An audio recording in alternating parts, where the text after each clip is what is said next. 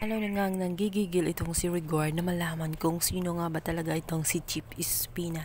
Nang makita kasi nila ito sa correctional, ay namukhaan nila ito noong time na makasagupaan nila to sa bypass operation na kanilang ginawa. Si Chief Espina ang siyang tumawag na tanggol rin ang nagpaputok sa kanilang dalawa, kaya't nakatakas nga itong si Bubbles at si Tanggol. Malaki ang kanyang hinala na meron umanong nagaganap na malaking sindikato sa loob ng correctional, at yun nga ay kanilang aalamin kung talagang totoo ang kanilang mga hinala. Hindi naman humadlang itong si Colonel Suarez, ngunit binalaan niya itong si Rigor at ang kanyang kasama na siguraduhin na meron silang makakalap na ebidensya, lalo na't hindi na nila sakop at ibang teritoryo na nga ang kanilang gagalawin. Baka pagdating umano sa dulo ay mapapahiya lang sila sa kanilang ginagawa.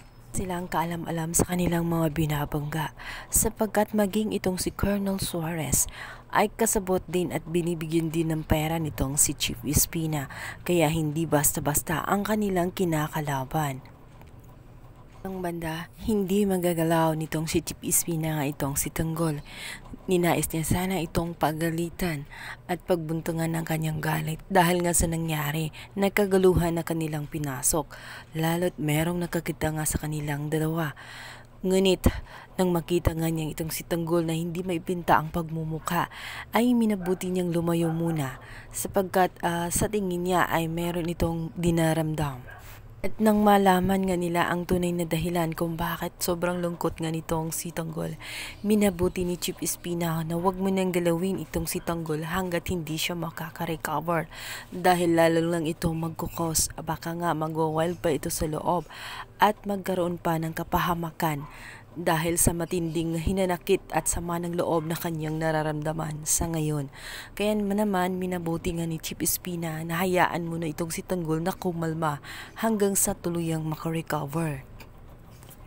Talang ito ngang si Mayor na lolo nga nitong si Bubbles ay abot langit ang nararamdaman dito nga kay Tanggol dahil na rin sa pagbibigay sa alanganin sa kanyang apo, at lagi ngang nagkakaroon ng kapahamakan tuwing magkakasama sila.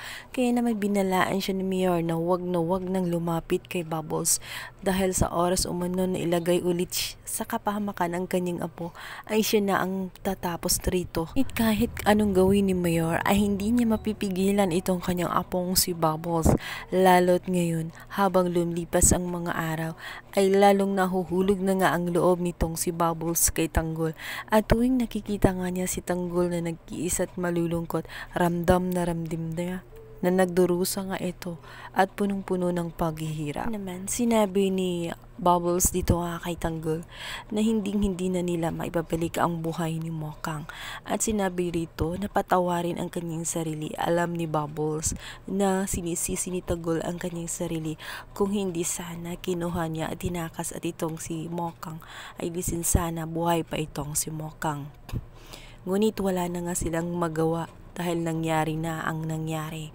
Ngunit itong si Tanggol ay umiiyak lang at nakayuko. At dito'y sinabi niya nga kay Bubbles na ngayong wala na nga si Mokang ay wala nang saysay ang kanyang buhay, at wala na rin dahilan o magiging dahilan kung bakit magbago pa siya. Tutuluyan na kayang sirain ni Tanggol ang buhay niya meron siya? Or may magagawa kaya si Bubbles na baguhin ang pananaw nitong si Tanggol at magawang kalimutan ang kanyang mga masakit na nakaraan? Yan ang ating pakabangan sa lalong umiinit na tagpo ng Batang Quiapo. Please don't forget to like and subscribe my YouTube channel. Thank you!